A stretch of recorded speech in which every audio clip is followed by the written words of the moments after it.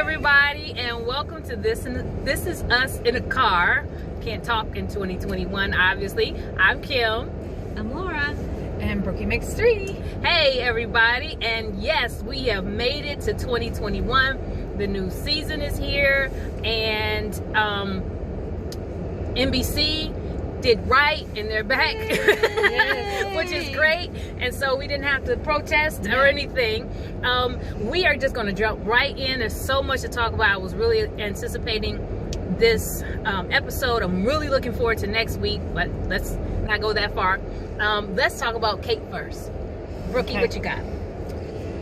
Okay, so with Kate this week, usually I'm very hard on Kate, how I feel about her, but this week I really she grew for me, I guess. And I felt really sad for her, but I also felt some pride for her in that she, as a young 18-year-old, made a very important decision.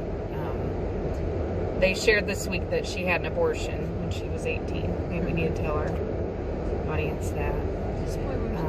Spoilers. But anyway, I don't know if you guys want to add your How thought. did you feel about her going and finding Mark? At first, I didn't like it. But then, after she talked to Mark and addressed, how he treated her and how she felt, and to me, the quote I wrote down is, "I'm not carrying this with me anymore." Yes. So she finally, to me, was able to let go of, that low self-esteem and, how she felt all those years. At first I was kind of like, oh, I was hoping they wouldn't go there. Just because it's there's so much misinformation out there, I think, about abortion. But as usual, the fact that they didn't just brush it off. It wasn't just like, oh, this happened and there you go, like a lot of shows do, which we all know that it carries a lot of baggage and things with it, which we've seen with Kate through. Right. I mean, we've seen the baggage she's carried. So I kind of felt the same as you, in that at first I was like, yes, it helps. And I know a lot of people, myself included, who have confronted people before to say I forgive you, or to say, what they want to say. But what I don't want is women who don't get that opportunity to feel like they can't move forward without it. Right. Like you can move forward out of a relationship with, if you don't. Like people feel like they have to do that or they'll never Be able to move forward. Yeah, so, but I thought, I agree with you, that then after she did it, I thought it was so powerful and so good. And I'm reading this book, and I was telling you, there's this quote in that. It said, when you examine the pain, touch it, smell it, see it, and face it square on, then you have the freedom to let it go. Yeah.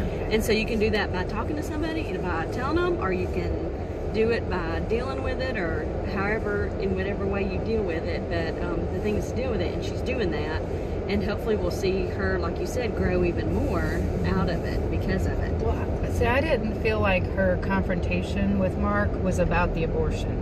I thought it was about him and the relationship. Right. And that's what I mean, like anything. And I think and you're going to get a chance to talk. Yes, I have very strong opinions about this pack, so y'all go ahead. Okay. I saw, and I'll add on this, symbolism with the 24 hours. The characters had different situations where they had to mull things over for 24 hours. And so when she originally went to see the doctor to get consultation about the abortion, and she said, we have to wait 24 hours. I think, to me, what the directors and writers did that was very powerful was that in that 24-hour period, they showed us what her life would have been like if she went back to Mark. Yeah. She went back to, Mark to see him. Like, it was like she was kind of checking on her decision. And, he has a drinking problem. He's abusive. I think seeing the movie that their parents watched, Airplane, and how, they made that connection, that they loved that movie and laughed and enjoyed it. And that was a big part of, love in their relationship. And then when they're watching the movie, he's, his unpleasant self. But Yeah. So for me, when they began with talking to Kate, and she's talking to Toby, and he's looking, she's like, "What are you doing? Are you judging me?" I'm like, "Okay, take your defenses off. First of all, you know Toby." And I love the fact that he said, "Are you really over it? Why did it take you 4 years to tell me about it if you are?" You know, and I think oftentimes, and you see as it progressed, oftentimes we feel like we're over something because we stopped talking about it, or because we have pushed it down so far that we've allowed ourselves to sort of move on from it, but we never dealt with it. Like you just read that quote, we never really faced it. But at the same time, finding him and confronting him, I know everybody is on Kate's side, and I am too, because I think she was the victim in this. Did not know he was 24 and she was 18. They talked about that. Did not know that their relationship was only 6 months. You know, to an 18-year-old, that seems like the world. You know, in hindsight, she probably, you know, when he said that, it diminished her pain. He was trying to diminish her pain. And I think she went back to see if there was anything redeemable about their relationship. If she could say, well, he turned out to be a nice guy, but he wasn't. He was the same guy. And I think that could have potentially been very, very detrimental to her if they hadn't written it the way they did. Him basically being silent, not really having anything to say. In real life, that kind of confrontation could have been damaging to her, because had he come back and become the person that he had been, which was damaging and abusive to her, then that would have been another thing now she has to get over. Well, like I was really surprised he didn't say anything about her weight. Yeah. Or anything like that. And if he's still that kind of crappy dude, then you know, and I was holding my breath for that too, because she set herself up to really be abused again by going to confront this man who it had been years and years and years. And I just thought, in a way, I thought it was unfair to come and dump on him all the stuff that you had been weighted by. He wasn't weighted by it. He probably hadn't thought about it for years. No. And so I just had a different view on it. I did like, I appreciate that she was able to, you know, I'm not holding it, you hold it now type of thing. And it's a very... And he's probably not going to hold it. No. And it's a very, you know, supposedly woman empowering. She took her power back, but she could have done that without going to see Mark. Right. And so I felt a little weird about that whole thing. And I know, now for me, timeline wise, I was thinking she went to his apartment after the abortion. But you said it was in between. It was at the 24 hours. She went, and again, she was trying to see if there was anything redeemable about this relationship. You remember when you asked me what I thought about the confrontation? I probably myself wouldn't, because that's why at first I was like, eek, why are you doing that? I wouldn't do that. We all have, you know, old loves that we might want to tell off in the parking lot. But I think to me, some of the purpose was that she needed to get closure, but I think they were trying to show us, you know, give us a glimpse of her maturity. Yeah, well, to me, I thought she made the right decision by the abortion, because if she would have maybe not going back to him. Right. If she would have stayed pregnant, most likely she would have stayed with him. That's probably I true. Connect those two together. Yes. The Mark and the pregnancy. She would have stayed with him. And I think the writers were trying to show us an example of where, you know, he was still, to me, a creep. He was still had issues. And then the other thing that, to me, I always look at how directors shoot scenes. And so they shot the scene, sorry, I like to look at people, and I'm looking at them. I need to look at you. Signals. Hi. I'm just trying to pull you into Happy the screen dream. there. Okay. Sorry, I didn't mean to interrupt them. They did, when they were showing her in the back of the seat after she had her abortion, and she kind of had a look of relief from that ride. And then after Kate had her altercation with Mark in the parking lot, and she gets in the car and she's like relieved.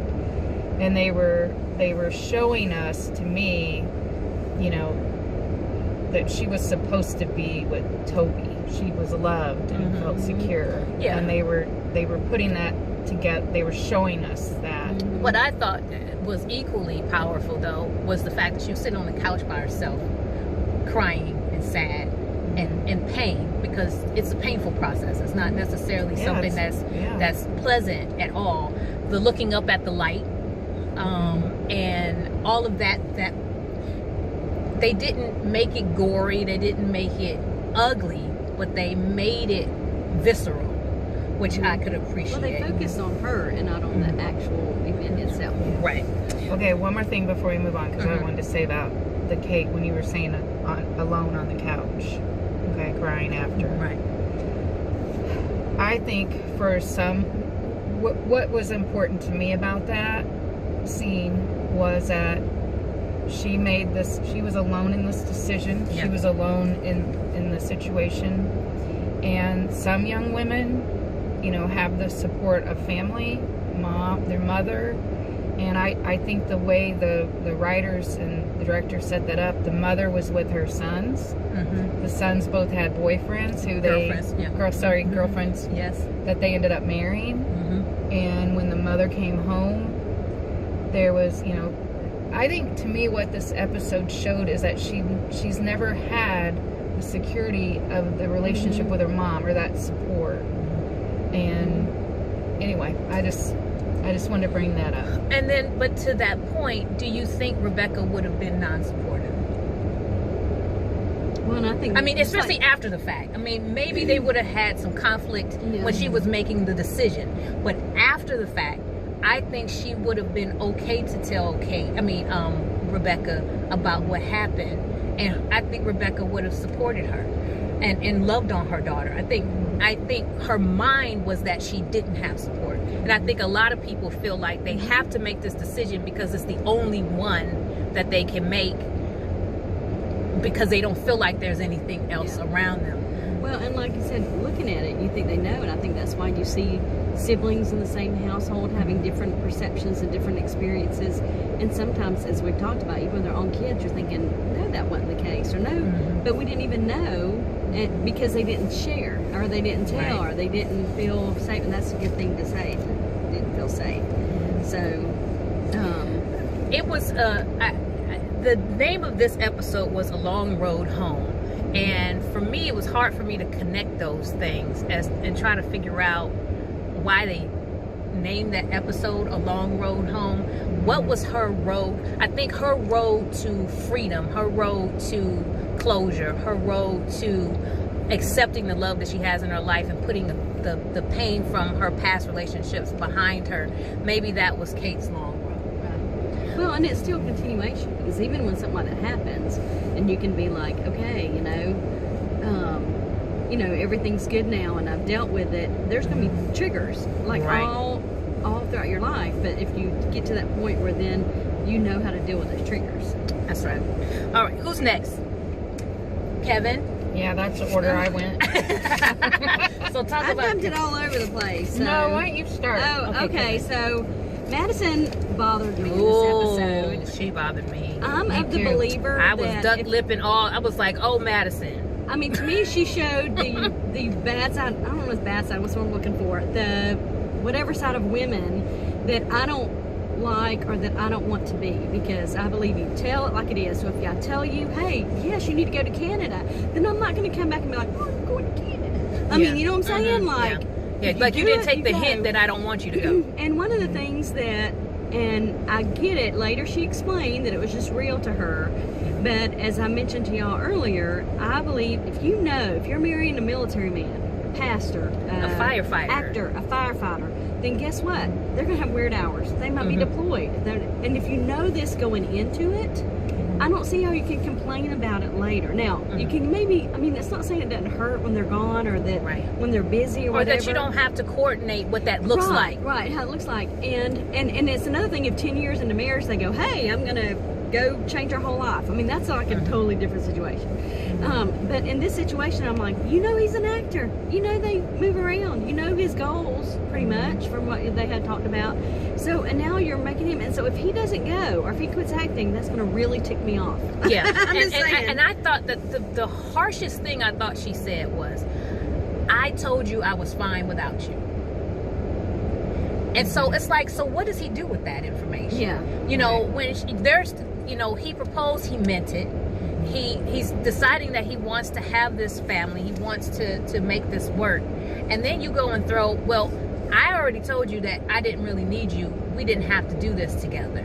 So I just thought that was he the can go low. act and come out. Yeah, I thought that was a really low blow. I Yeah. mean, seriously, let the man work. Mm-hmm. There are hundreds of thousands of actors around the world who have families and figure out how to have families, wives, and children. Mm-hmm. Someplace they travel.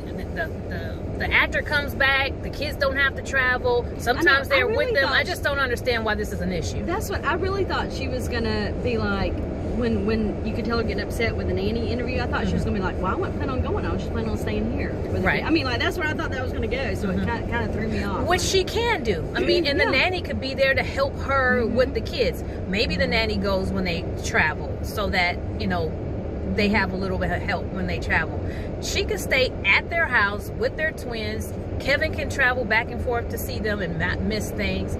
Or they can go and do field trips. She can homeschool and they can, you know, Yeah. seriously, there are so many different options here. And for her to just have this attitude, maybe I just chalk it up to pregnancy hormones Yeah. times 2. Since she's got I twins. was thinking they might find some way to mess it up, and my thought was if he does go to Canada, is COVID going to happen? He's going to locked in the country, then he won't be there.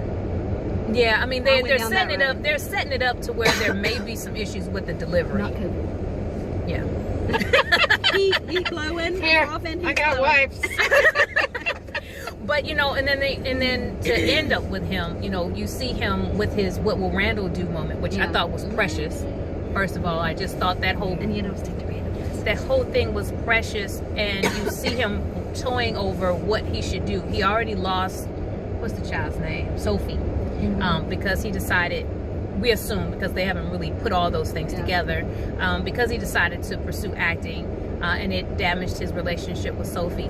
But to see him and Randall, and it was so painful. It's like, say something, and they had that whole awkward conversation where, no, you go, no, I wasn't, you go, and it was just perfectly He never done. really told, and he never really told him why he called. And then Randall got off early because, which I know he was having his own stuff too, but at the same time you're like, he reached out. But you see him cry, Randall wiping away tears when he said, "I had a what would Randall do" moment. Mm-hmm. That was important for him to hear, obviously.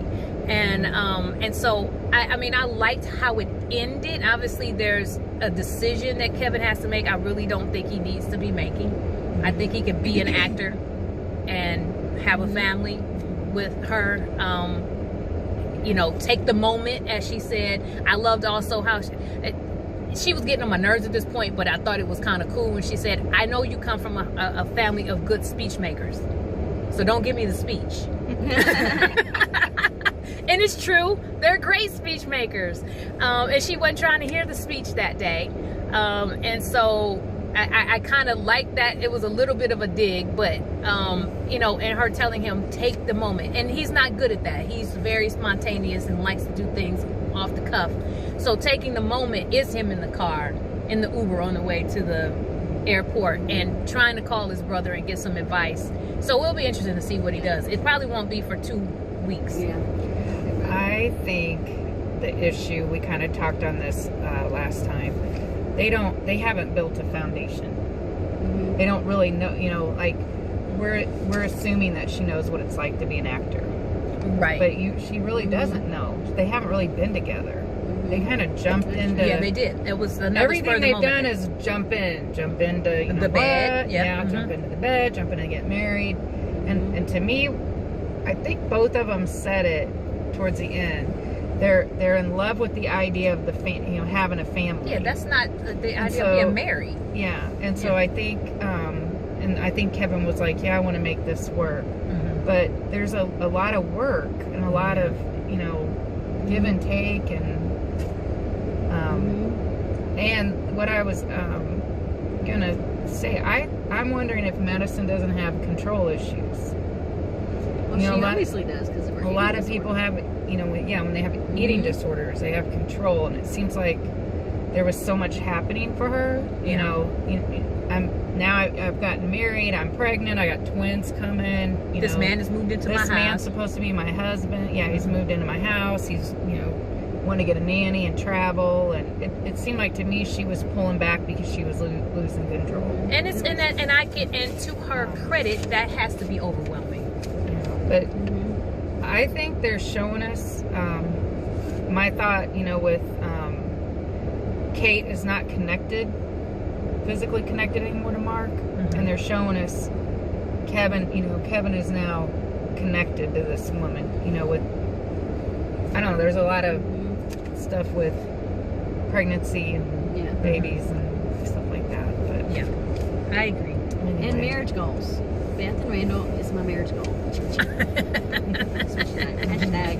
Beth and Randall. Well, Hashtag Beth and Randall. I mean, not that they haven't had issues. Yes, but okay. But So how they can read, like when she was sitting there and they're looking at each other, like she's like, yeah, you're going. I mean, like you just you can see it between them and all this stuff. yes, and do you think you need to talk to?